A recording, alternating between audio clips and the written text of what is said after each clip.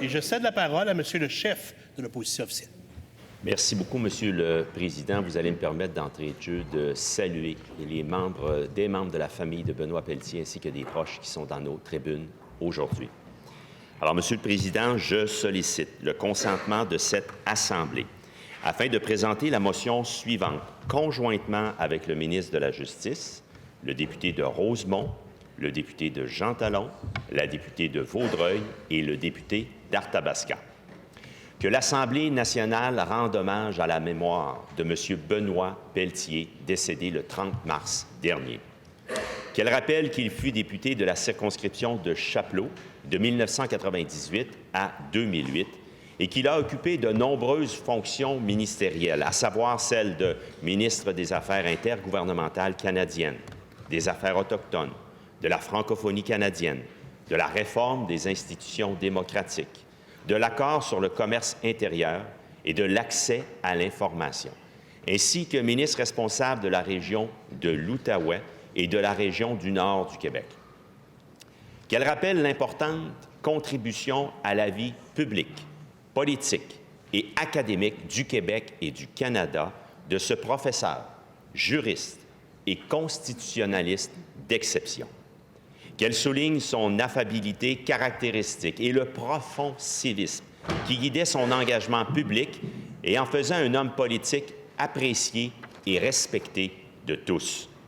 Qu'elle rappelle les nombreux honneurs qui ont été remis à Benoît Pelletier, notamment à titre d'officier de l'Ordre national du Québec, de membre de l'Ordre du Canada, de chevalier de l'Ordre national du mérite français, ainsi que la médaille d'honneur de l'Assemblée nationale du Québec, qui lui a été décernée en 2022.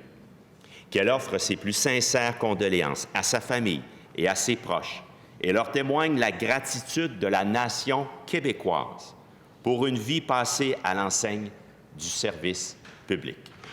Qu'enfin, elle observe une minute de silence à la mémoire de ce grand Québécois.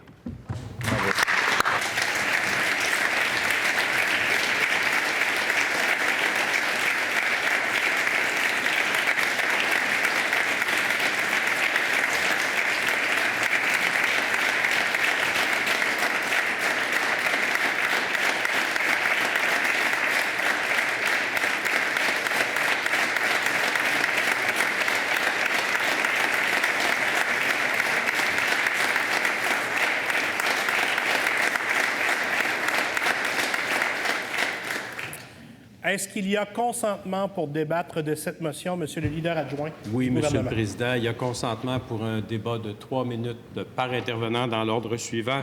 Le chef de l'opposition officielle, le ministre de la Justice, le député de Rosemont et le député de Jean Talon. Alors, je comprends qu'il y a consentement pour qu'il y ait 4 interventions avec une durée maximale de 3 minutes par intervention. Et donc, je cède la parole à Monsieur le chef de l'opposition officielle. Monsieur le Président, c'est avec beaucoup de tristesse que nous avons appris le décès de Benoît Pelletier. On l'a dit, il a été élu à 3 reprises député de Chapleau entre 1998 et 2008. Il a occupé différentes fonctions ministérielles pendant 6 ans, de 2003 à 2008. D'abord et avant tout, Benoît Pelletier, c'était un homme de famille, un homme respectueux de tous, drôle, intelligent, un excellent communicateur, auteur de nombreuses publications juridiques et politiques. Il était toujours prêt à mettre ses connaissances au service des gens, un homme extrêmement généreux de son temps, de ses conseils. Il était membre du Barreau du Québec depuis 1982. Il a obtenu 2 doctorats en droit, d'abord de l'Université de Paris 1 Panthéon-Sorbonne et de l'Université d'Aix-Marseille. En 2008, après un parcours politique très bien rempli, il était retourné à l'enseignement du droit à l'Université d'Ottawa. Et en 2022, reconnu par la communauté universitaire de l'Université d'Ottawa, il a été reconnu professeur émérite. Et c'était la première fois qu'un professeur de la section de droit civil de la Faculté de droit recevait cette reconnaissance. Pierre Thibault, doyen adjoint de la faculté de droit civil à l'Université d'Ottawa, a dit ce qui suit, et je vais le citer. « Benoît Pelletier était rigoureux, discipliné, pédagogue hors pair, un professeur aimé de ses étudiants et étudiantes. Benoît était un homme profondément bon, un excellent ami, un ami exceptionnel. » Les réalisations de Benoît Pelletier, Monsieur le Président, ont aussi marqué l'histoire du Québec, mais l'histoire aussi, de façon plus précise, du Parti libéral du Québec. Il avait présidé un important comité qui a travaillé de 1999 à 2001. Le comité était donc spécial sur l'avenir politique et constitutionnel de la société québécoise. Vous dire l'empreinte, évidemment, il n'était pas tout seul sur ce comité-là. Il y avait beaucoup de militants et militantes, mais vous dire l'empreinte qu'il a eue quand le rapport important a été déposé, on le nommait le rapport Pelletier. C'est vous dire l'importance et la marque qu'il avait laissée. Et ce rapport-là a pu inspirer par la suite le gouvernement du premier ministre Jean Charest, gouvernement libéral, qui a mené, entre autres, à la fondation du Conseil de la Fédération en 2003. En 2004, une première en santé, une entente asymétrique et une reconnaissance de l'asymétrie au sein de la Fédération canadienne. Un legs marquant. Et en 2008, création du Centre de la francophonie des Amériques, on le doit aussi à Benoît Pelletier. Toujours partisan et défenseur du fédéralisme qui respecte les compétences du Québec, ça, c'était l'approche de Benoît Pelletier. L'ex-premier ministre, M. Charest, a dit, et je le cite, « Le legs politique de Benoît Pelletier sera durable. Pour des générations à venir, on va aller puiser dans ses écrits, dans ses idées. Un homme affable, respectueux. Benoît aimait la politique et la politique aimait Benoît. » Fin de la citation. Les reconnaissances sont multiples. Prix d'excellence en enseignement à l'Université d'Ottawa en 1998, officier de l'Ordre national du Québec 2014, élu membre de l'Ordre national du Canada en 2016 et médaille d'honneur en 2022 de l'Assemblée nationale témoignent de toute la reconnaissance que la nation québécoise a témoigné envers M. Pelletier. Et il était important aujourd'hui, en cette Assemblée nationale, de lui rendre un hommage tout particulier. Nous tenons, bien évidemment, à exprimer nos plus sincères condoléances à sa famille et à ses proches, son épouse Danielle, ses enfants Florence, Françoise, Jean-Christophe, Mathilde, son frère Claude et ses sœurs Louise, Diane et Marie. Merci, Benoît Pelletier.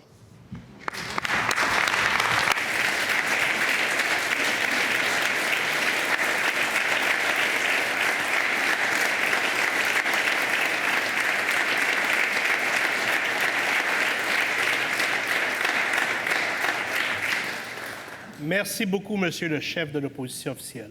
Je cède maintenant la parole à Monsieur le ministre de la Justice. Merci, Monsieur le Président. Vous me permettrez d'abord d'offrir au nom de l'État québécois, du gouvernement, des collègues parlementaires et à mon nom personnel, mes plus sincères condoléances aux proches et à la famille de Monsieur Benoît Pelletier. Danielle, Florence, Jean-Christophe, merci d'être parmi nous aujourd'hui afin de rendre hommage à votre mari, à votre père, à un grand Québécois. J'ai également une pensée pour Françoise et Mathilde. Je pense pouvoir dire, Monsieur le Président, sans me tromper, que M. Pelletier a marqué toutes les personnes et toutes les institutions qui ont croisé sa route. Bien sûr, cette Assemblée nationale n'y fait pas exception. Pendant une décennie, Benoît Pelletier y a exercé ses fonctions de député avec dignité, hauteur et conviction. M. Pelletier est un grand parlementaire, capable de s'élever au-dessus des intérêts partisans et voyant une loyauté sans faille avant tout aux intérêts de la nation québécoise. Benoît Pelletier aimait profondément le Québec et il croyait que son caractère distinct méritait d'être respecté et protégé. Que ce soit dans son rôle de député, de ministre, de professeur ou de commentateur dans les médias, Benoît Pelletier s'est toujours porté à la défense de notre langue et de notre culture commune, de nos institutions, de notre droit civil et de nos valeurs sociales distinctes. M. Pelletier était par ailleurs pleinement conscient du rôle particulier que doit assumer notre Assemblée nationale à l'égard de notre identité distincte. Il défendait la légitimité démocratique de cette Assemblée et sa capacité à exprimer les choix collectifs de la nation québécoise. La souveraineté parlementaire était pour lui un principe cardinal de notre régime politique et constitutionnel. Un autre principe qu'il défendait ardemment était celui du fédéralisme. un fédéralisme authentique au sein duquel chaque ordre de gouvernement est souverain dans ses champs de compétences. Un fédéralisme qui surtout permet au Québec de se développer selon ses propres aspirations et en fonction de son histoire et des valeurs qui lui sont propres. Il savait que le Québec pouvait et devait occuper tout l'espace qui lui revient au sein de la Fédération canadienne. Son éminent parcours professionnel est marqué par la défense des intérêts supérieurs de la nation québécoise. C'est d'ailleurs grâce à lui, et peu de gens le savent, que si la Chambre des communes a adopté en 2006 la motion historique qui a reconnu les Québécoises et les Québécois qu'ils forment une nation, cette motion a constitué en quelque sorte un premier pas qui nous a permis, plus de 15 ans plus tard, d'inscrire formellement dans la loi constitutionnelle de 1867 le caractère national du Québec et d'y consacrer le statut du français comme seule langue officielle et commune. Toujours affable, souriant, aimable et respectueux des opinions de ses interlocuteurs, peu importe leur degré de connaissance, Benoît Pelletier se rendait toujours disponible, tant dans la sphère publique que dans la sphère privée, pour mettre sa vaste expérience et ses connaissances au service des gens. Il ne faisait jamais dans la prétention. Passionné et excellent vulgarisateur, il guidait les citoyens, comme les politiciens, sur des questions parfois complexes comme les questions constitutionnelles qu'il maîtrisait avec brio. Benoît Pelletier aura été et continuera d'être un mentor pour beaucoup d'entre nous. Il était de ces grands hommes qui nous inspirent dès la première rencontre. Il aura assurément marqué la vie de tous ceux qui, comme moi, auront eu la chance et le bonheur et le plaisir, je dirais, de le côtoyer à un moment ou à un autre de nos parcours respectifs. Il nous a quittés beaucoup trop tôt, mais son legs continuera longtemps d'inspirer les générations à venir. Le Québec aura toujours un devoir de mémoire envers ce grand constitutionnaliste, ce grand bâtisseur québécois, ce grand serviteur de l'État du Québec. Monsieur Pelletier, merci pour tout.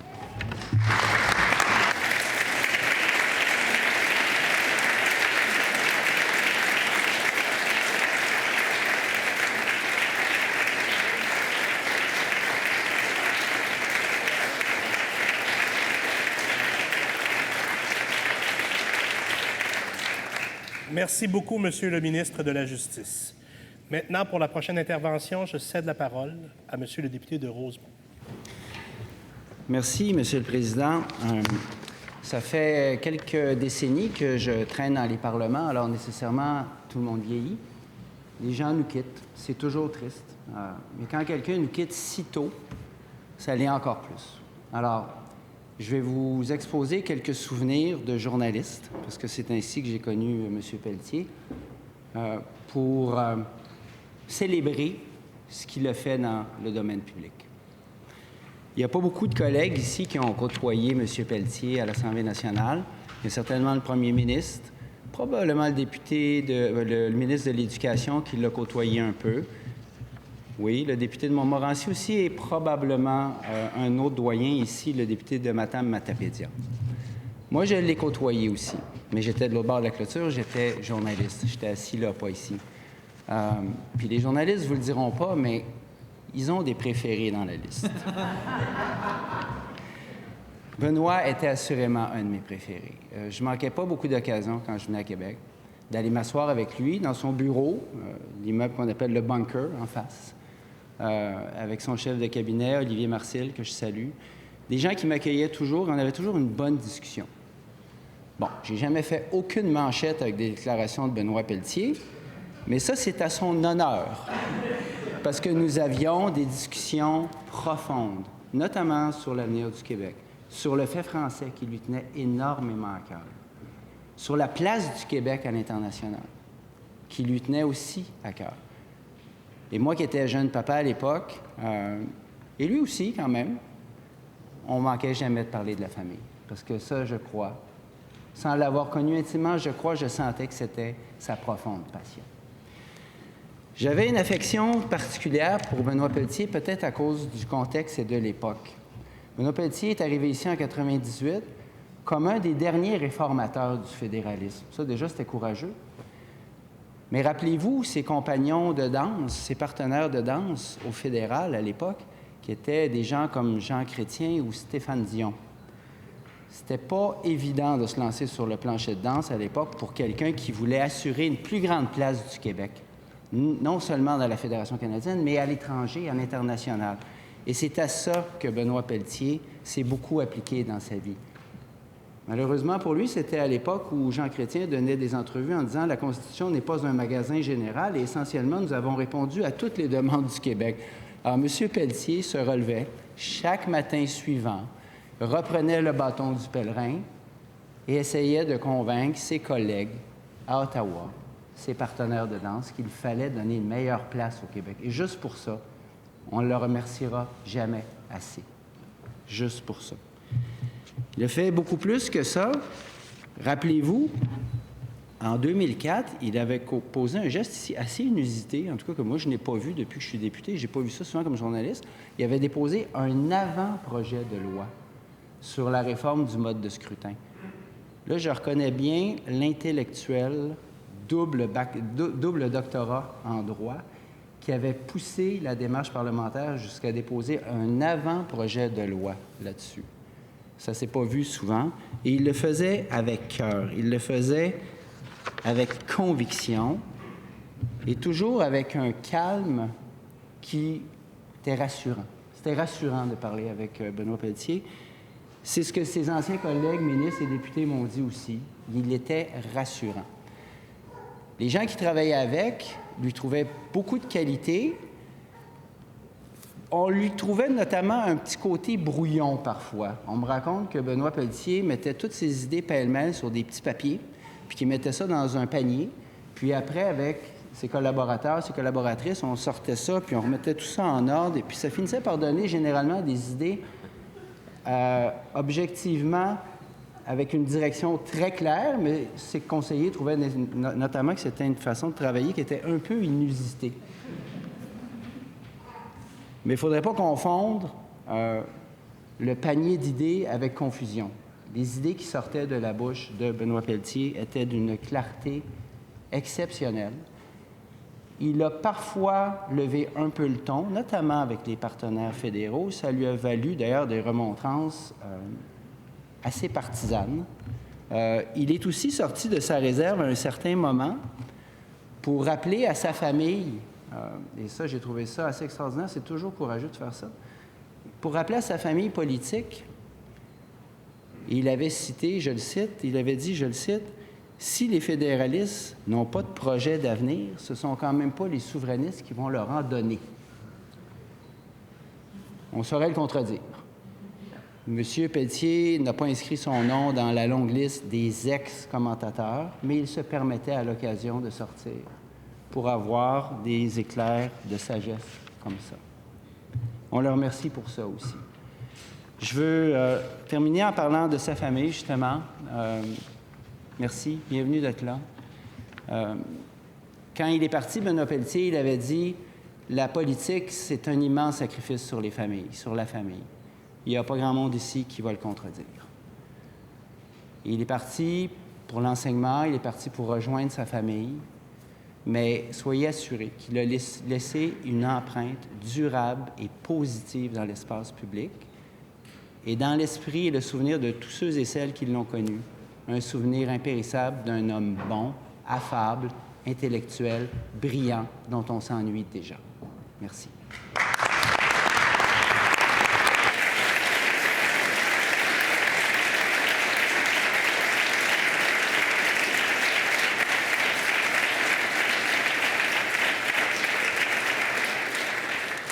Merci beaucoup, Monsieur le député de Rosemont. Et je cède maintenant la parole à Monsieur le député de Jean Talon. Monsieur le Président, je suis ému de rendre à mon tour hommage à Benoît Pelletier. D'abord comme avocat, parce que dans le monde juridique, il jouissait d'une réputation véritablement exceptionnelle. Il était unanimement estimé pour ses positions nuancées, par la rigueur de ses analyses et par sa capacité aussi de les rendre accessibles au plus grand nombre, notamment dans ses nombreuses publications dans les médias. Sur le plan personnel, je ne l'ai peut-être pas connu autant que certaines personnes ici, mais à chaque fois que je l'ai croisé, j'ai été à même de constater aussi que c'était un homme d'une grande gentillesse, un homme affable, un homme vraiment gentil et agréable à côtoyer. Alors, c'est un ancien ministre constitutionnaliste de renom qui a consacré sa vie à la défense des intérêts du Québec. Il est né ici à Québec en 1960 et il a rapidement montré un intérêt pour les questions constitutionnelles et politiques.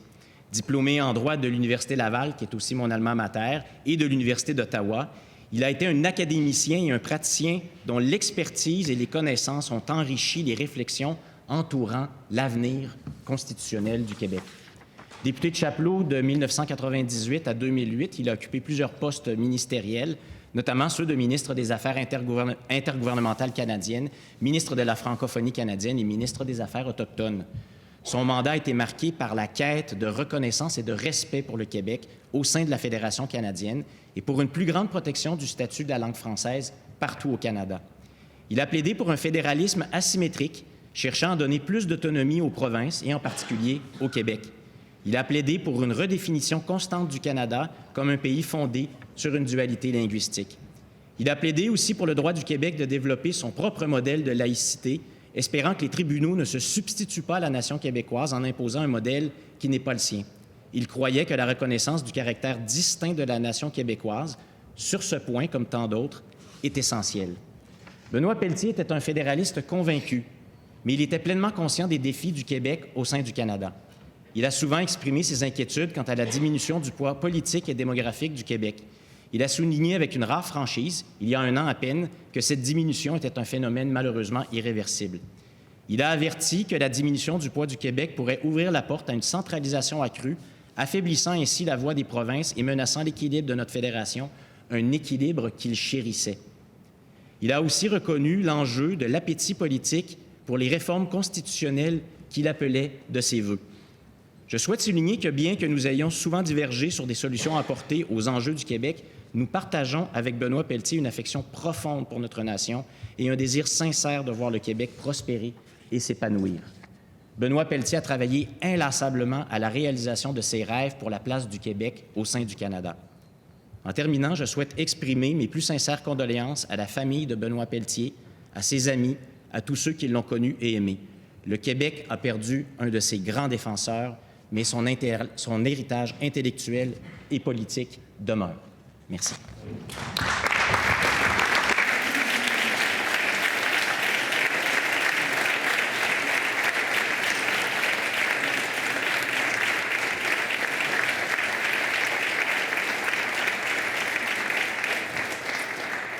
Merci beaucoup, Monsieur le député de Jean Talon. Tout d'abord, est-ce que cette motion est adoptée? Alors, Mesdames et Messieurs les députés, je vous invite, s'il vous plaît, à vous lever et à observer 1 minute de silence à la mémoire de M. Benoît Pelletier, député de Chapleau, de 1998 à 2008.